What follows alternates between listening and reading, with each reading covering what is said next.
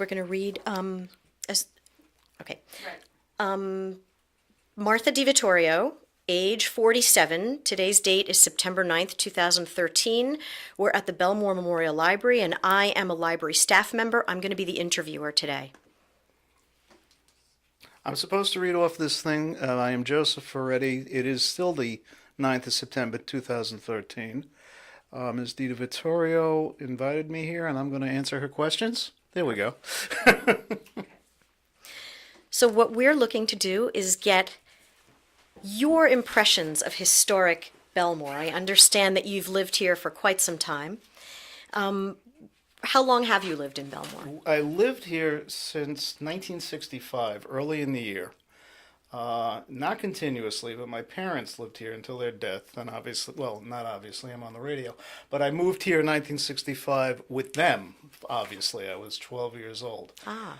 That doesn't mean, and I had been to Bellmore on visits to the block I eventually moved to since the earlier in the 1960s, let's say 61, 62. But we came and visited because we knew people on the block before we bought the house. I was going to ask, why were you visiting? So Right. you actually bought the house.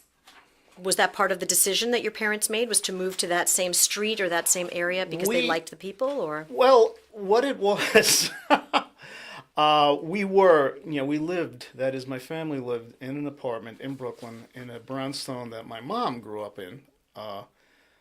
Like everyone, when you get married, you move into your wife's neighborhood. My father moved into the brownstone that my mother grew up in, and my grandmother was still alive.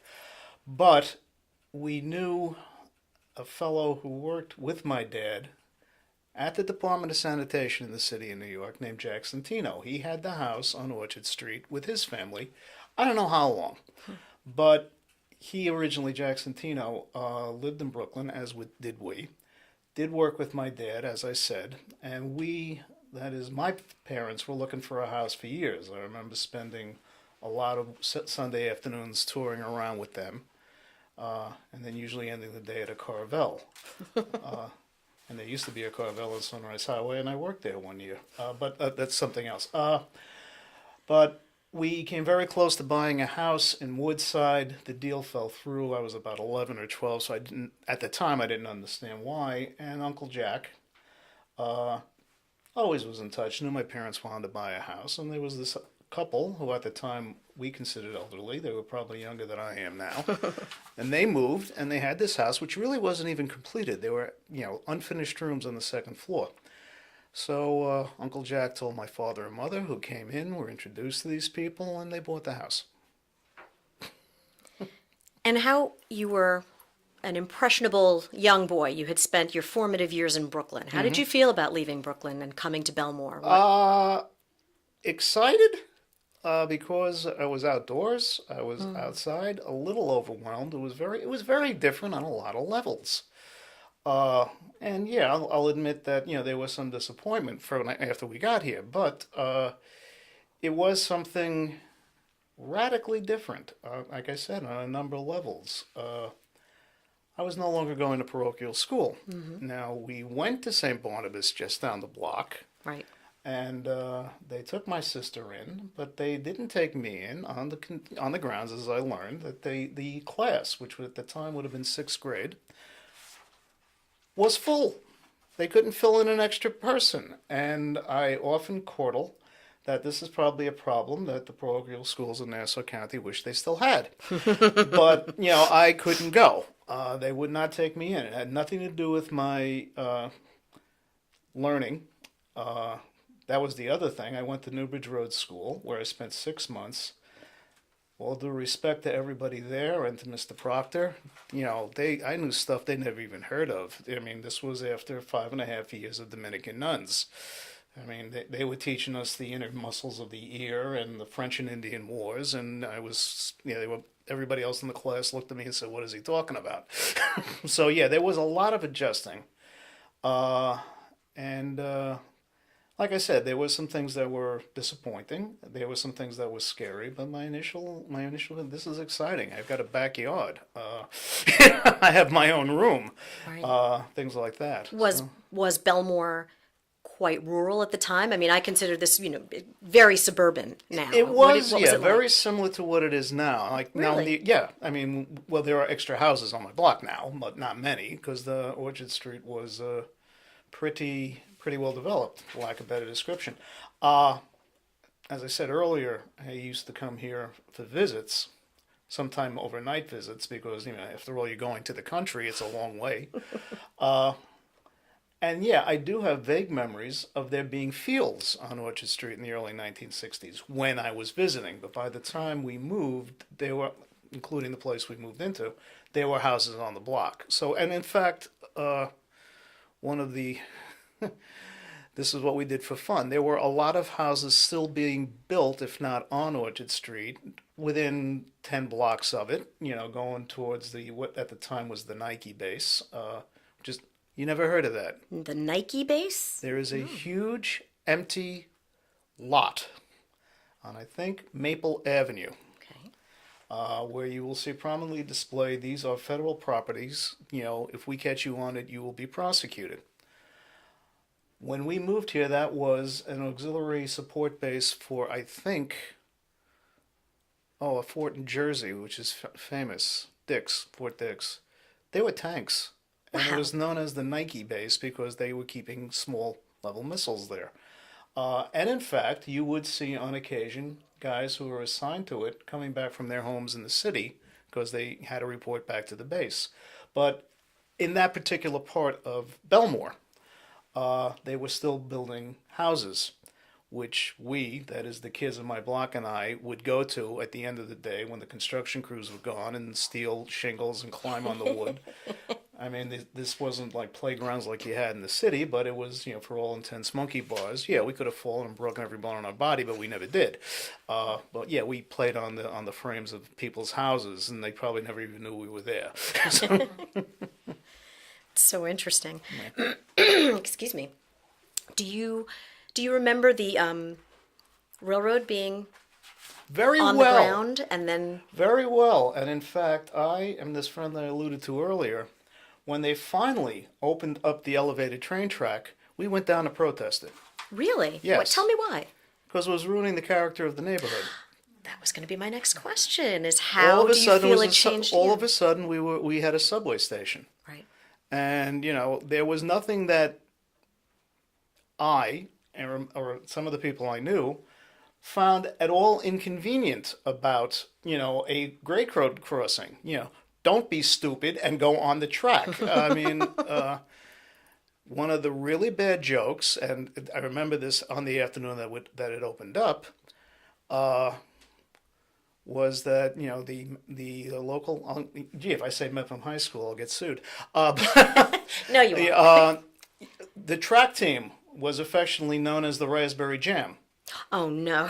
And you get the idea because, hey, I can outrun a train. Well, no, you can't, stupid. And, that was one of the jokes. And I remember my friend and I went there. We made some signs, nothing obscene. In fact, we were taking old campaign slogans and adjusting it to the stuff. And another friend, and in fact, Mitch's dad came down because I think he was afraid for us. It was amazing how many people walked up to us and accused us of wanting people to die. And we all had family that got killed here. And like one of my friends said, you would think more people were killed at the Bellmore train station than at the Civil War. And that can't be true. Not to mention plummeting from a height Well, is not that's any the other better. thing. but- Recently, I read in the New York Post that there was a murder at the train station. Stuff like that didn't happen when it was a grade crossing. I'm not going to analyze what had happened. And a few years ago, when I was working in the city, we couldn't get home because there was a suicide on the elevated train station. Again, there were some accidents. You never read about a suicide. And one fine evening, I did see some idiot children running up and down the tracks while I was down there. And I was like, the thing that was funny, or among the things that were funny about the elevated track, was that it was being built around 75, 76. And there was a woman, and again, now I'll get myself sued, who was the publisher of, say, a local newspaper, and she was all psyched about getting this project completed. And since she was the editor and publisher in the paper, she was the front page story.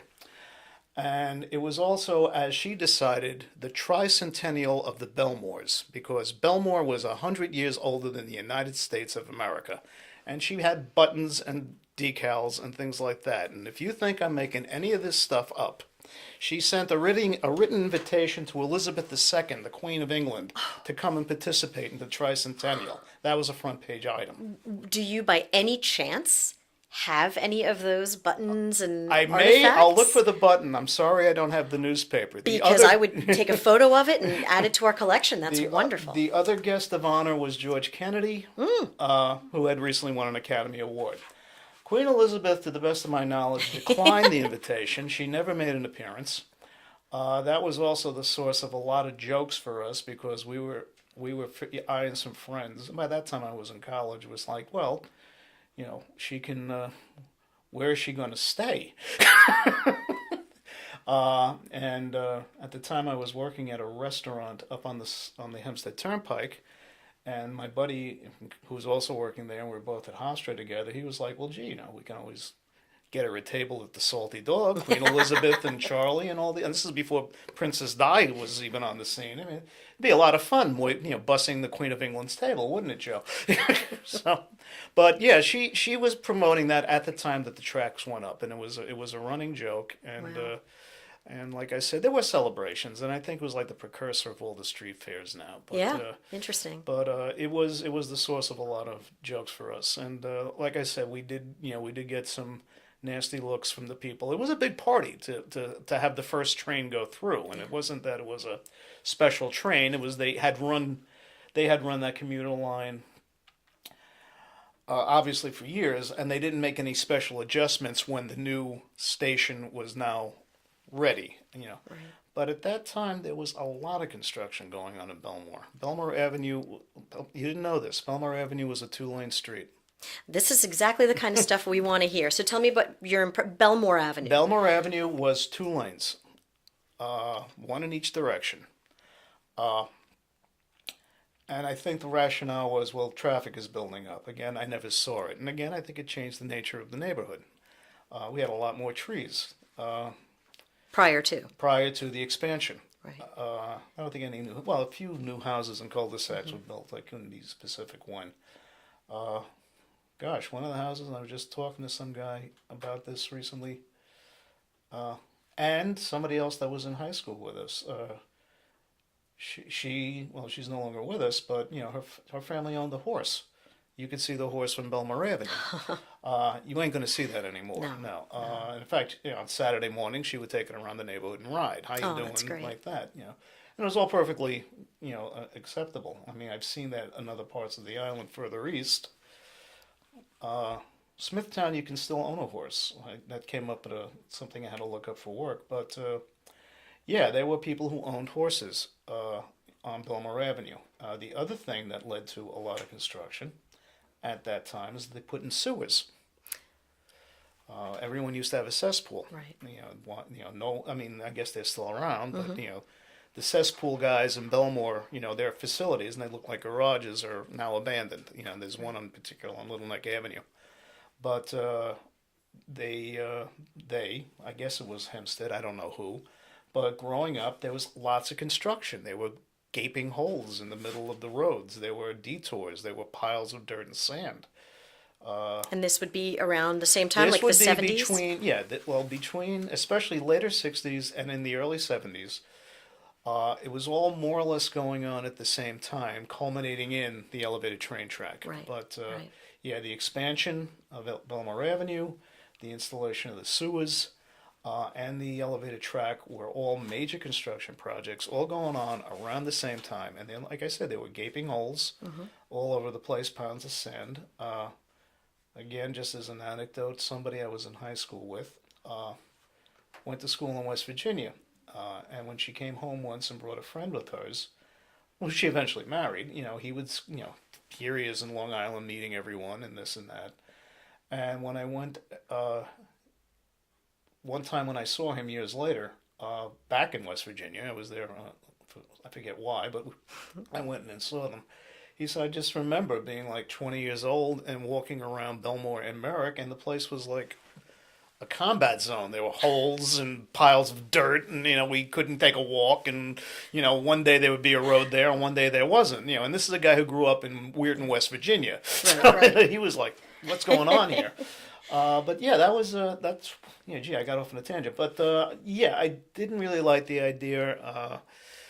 It clearly was very popular, and did it help things? I couldn't say, but at the time. But it did change It the changed. character Oh, it of changed the the character of community. the town tremendously. All those things did. I mean, maybe not the sewers, but certainly expanding Bellmore Avenue. I mean, How those, about Bedford Avenue? What memories do you have of ah, Bedford Avenue? well, that was always the place to go to buy stuff. Right.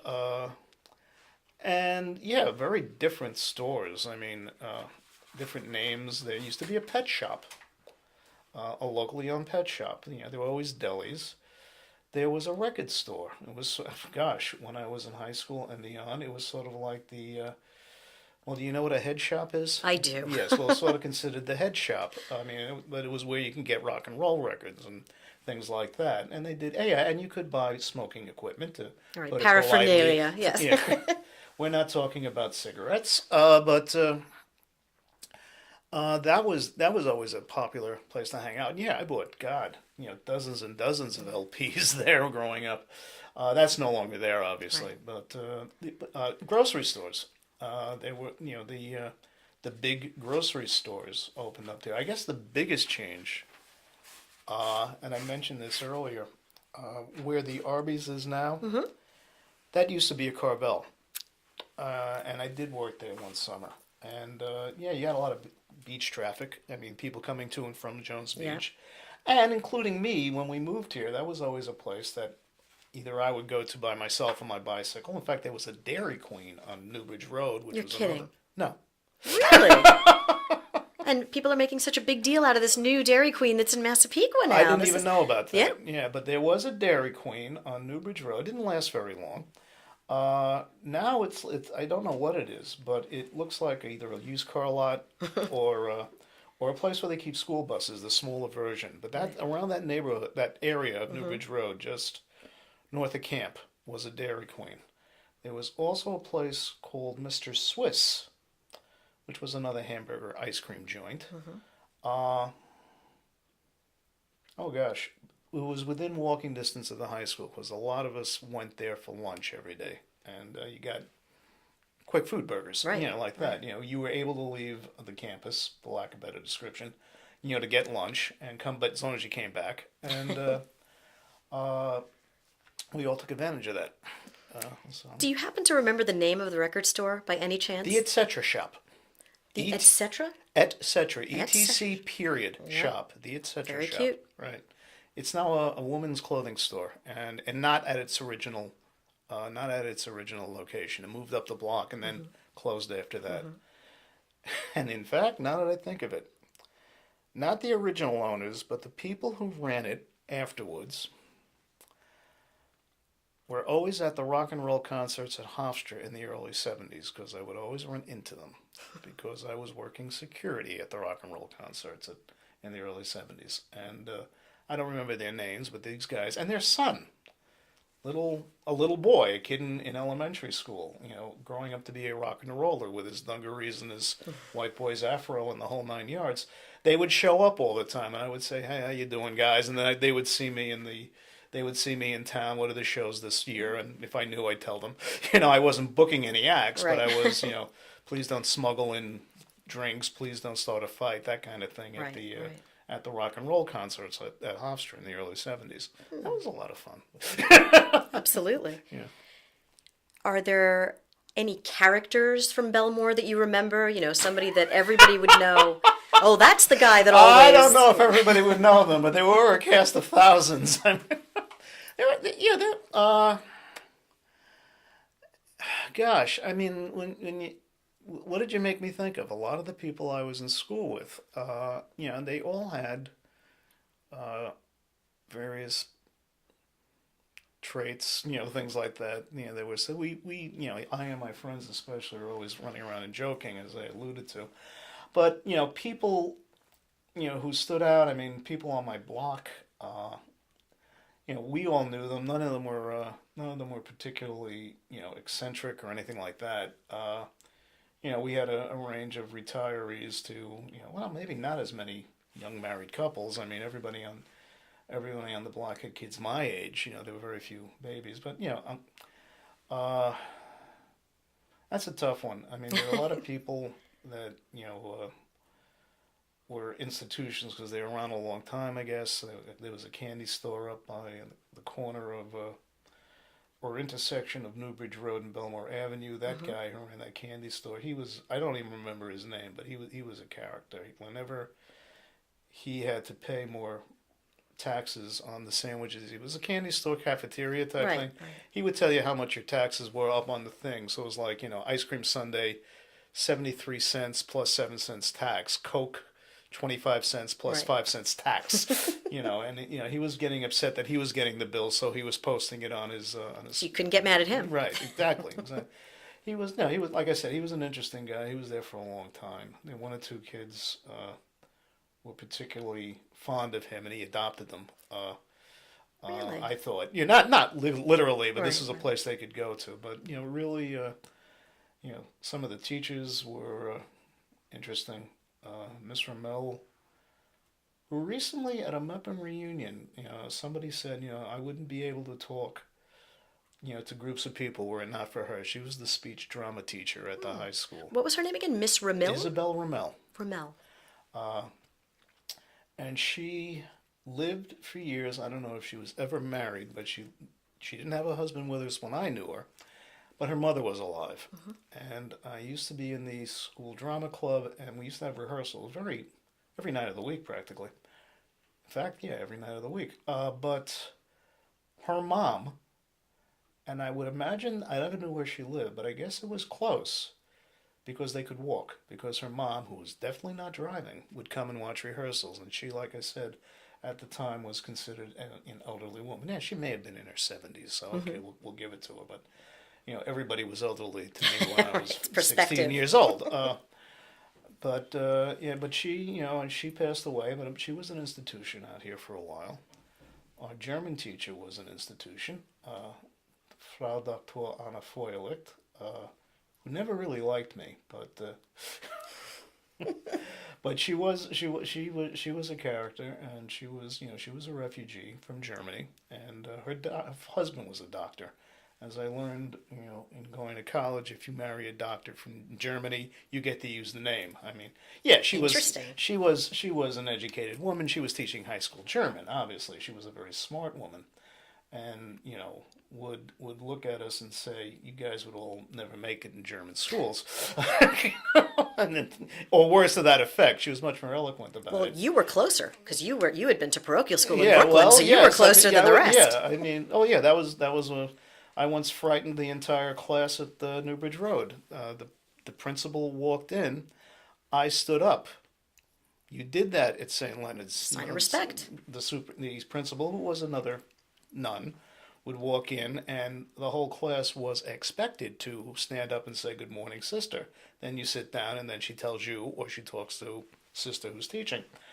So I forget the fellow's name. It was Mr. Proctor's class, was the teacher, and the principal walks in, and I stand up, and everyone thought I was going to go after him, including the principal. They were like, "Oh God, oh God," like that, and I'm staring, and it's like, aren't I supposed? Why isn't everyone else standing up? Yeah, good morning. Yeah, and Mr. Proctor said, "Okay, Joe, It's okay. sit down," and he explained it to him, and then he said, "Well, yeah, Mr. Proctor, that's the principal. You got to stand up, right?" And he says, "No." Interesting. A little bit of culture shock. Yeah, very much. Well, that's what I alluded to earlier. And like I said, Dr. Feuerlicht was, at that alumni thing when we were chatting, she was probably the only member of the faculty that the wrestling coach was afraid of. Coach Hunt, who was well known in high school wrestling, he was, I think he was a little wary of her because, I mean, one episode, I was getting cleaned up after gym, and I was running late because I was just slow. And I said, "Coach, I need a pass. I'm going to get into trouble." And, "Don't worry about it. Forget it. Don't worry about it." He said, "Well, where are you going?" It's a German class. He went, "Oh." I'll walk you there myself. Tell Professor Foylick that you were with me if she gives you a hard time. Okay. But yeah, we did cross swords, she and I, and So how was it meeting her? well, I'm sorry, what was that? I was How just was it thinking of meeting it. her after, at the Oh, I Mepham- never met her after class. I never met her afterwards. She had gone to her reward. And I know she retired because I saw it. I don't know if it was a paper or somebody showed me an old yearbook that somebody Yeah. like that, and she retired. In fact, she lived in the city. I mean, I didn't know that either, but she was commuting from Washington Heights, Wow. where I used to live after I grew up. But that's how she got to. She took the subway and she walked from the Bellmore train station, to Mepham. And there were a few teachers who did that, who lived in different parts of the island, and they, Mrs. Rouse, an English teacher, she lived out in Suffolk somewhere. She walked to work. I don't know if she walked to work from where she got off the train, but she walked a mile or so from the train station to Mepham. Yeah. Like I said, there are a couple of teachers doing that, but she was. I mean, I never went back to her, and stories came back to me about her because I did do once when I finally was a senior and was feeling my oats, Oh boy. after 3 years of being yelled at, and like I said, I never thought she actually liked me very much, but whenever you blew a test or you did something wrong, she would look at you and she would say, "You're never going to amount to anything more than a garbage man." Now, as you recall, my father spent 30 years with the Department of Sanitation, and for 3 years I kept my mouth shut until I was a senior.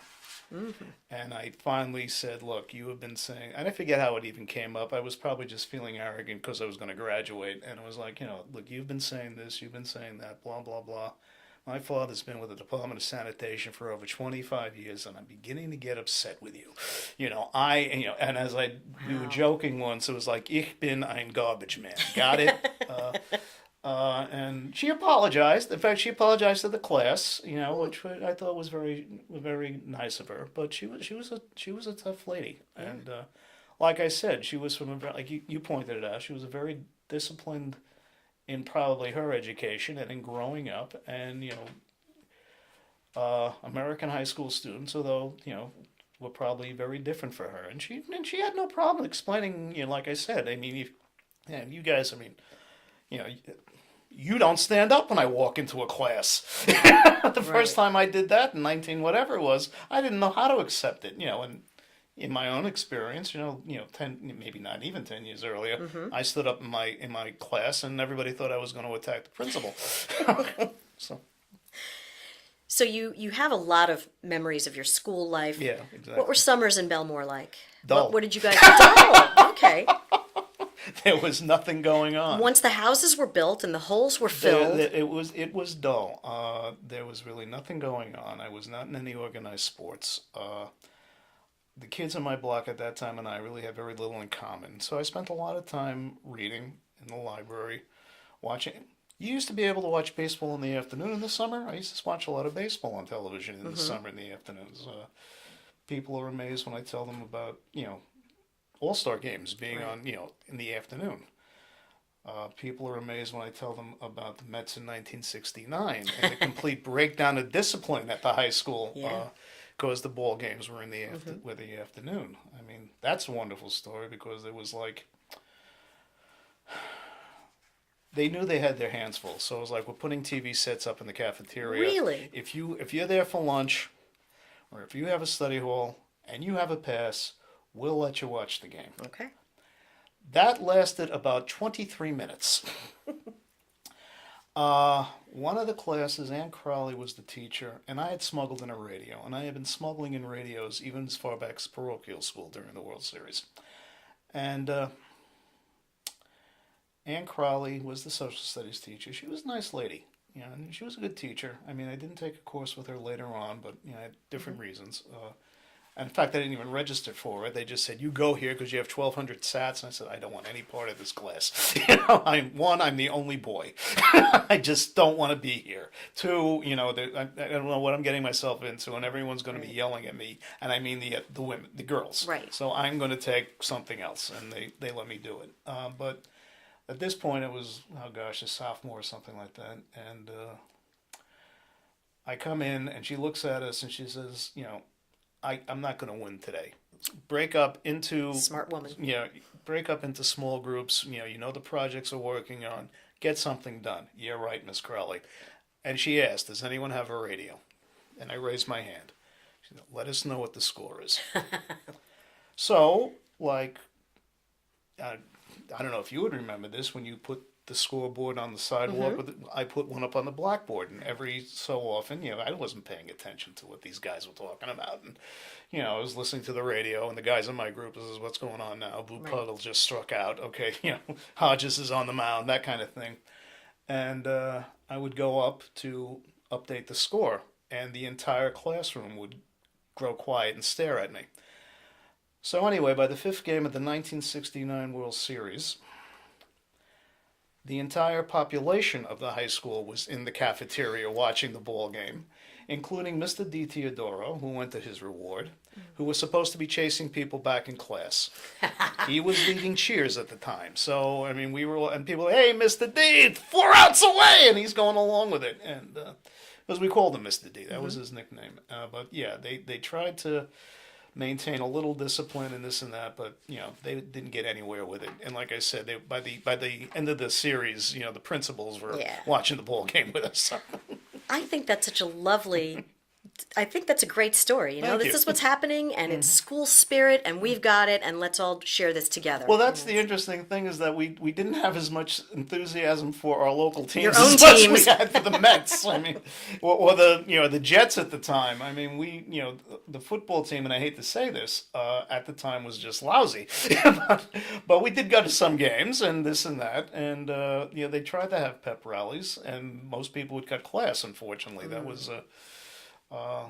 Which was always a point of contention, but we were more, we had greater access to stuff, I think, than kids, well, clearly we did, than kids who were there in the 30s and 40s. Yeah. I mean, we could watch TV, and we could, Right. And that's before cable vision. Now you could watch anything, but, we were more interested in, professional sports than we were in how the locals were doing. Right. And, like I said, doesn't mean we didn't go to some games, but and sometimes rag our own team, which always got you into trouble, especially the time I was calling a football game and ball is snapped, Nepham's football, whatever it is. Yeah, again in 1969, because we had the World Series on in the broadcast booth, and occasionally would announce the score.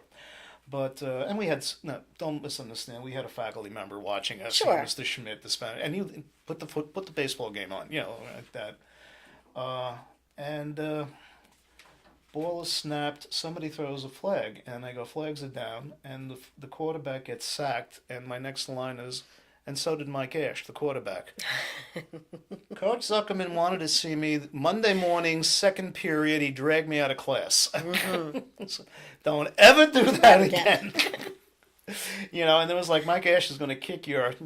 Never did, but it was like, all right, maybe I'm not going to be in sports broadcasting when I grow up. How did you come to do that for the high school? I just was interested in it. Like I said, I was watching televised sports and going football games, since I was in elementary school. I was going with my father, Right. my father and my mother, but, I was just, interested in it, and I wanted to get involved in it. And again, I think a lot of it, and I'm sure they were doing this in the Catholic high schools, because I got accepted, but I didn't go. I just got fat and lazy and enjoyed being in public high school, Right. in public school, but I was just interested and wanted to try it, and I thought this is something that I would not have had access to if I'd gone to a different school. Right. Again, the contrast between a parochial school in the city and a public school. In Newbridge Road School, they gave you pads and pencils. You had to buy your own, and I noticed this as years went by. The pads and pencils were usually being tossed across the classroom. Don't try that in the parochial school in Brooklyn in 1962. So it was anarchic for me. I could get to do things that would have scared me to death in a Right. parochial school, Right. and so I never went back to parochial school. I went And to your Fordham sister, Law, though. but my sister, however, did go to parochial school. She did go to St. Barnabas. She did go to St. Agnes. She never finished school. I'd rather not talk about that right now. That's absolutely fine. It's not a nice story. But she did go to school. She never went to college. She lives in Delaware now. Okay. And you mentioned then living in as an adult in Washington Heights. Yes. You said Fordham Law. Was that Yes. why? Yes. Okay. Yes. Let's see. So I alluded to this. I went to Hofstra. I didn't want to leave. I didn't want to leave home. Also, I was the first person in my nuclear family. Let's get technical. To go to college. My family, meaning my uncles, my aunts, my grandparents. Nobody went to school. Right. I mean, high school and left high school and got the degree. Absolutely. I had one older cousin who went to St. John's, and for us, it was as if he was a Rhodes Scholar. Right. Right. I mean, it was a big deal. So my experience, I guess, my background was you go to college, but you live at home because that was the only thing I knew. Now, everybody else I knew practically went away. But I did not want to travel. It was not in the cards, and frankly, we wouldn't know how to do it. So myself included. So I went to Hofstra, and alluding to stuff that was going on in my home with my sister and all that, I just said I had a chance to go to graduate school overseas. I took it. I was enrolled in a place called Schiller College. I mean, I got admitted. And the campus was in Paris, which I had visited once before when I was in college, working at a place called the Salty Dog Restaurant. Yeah.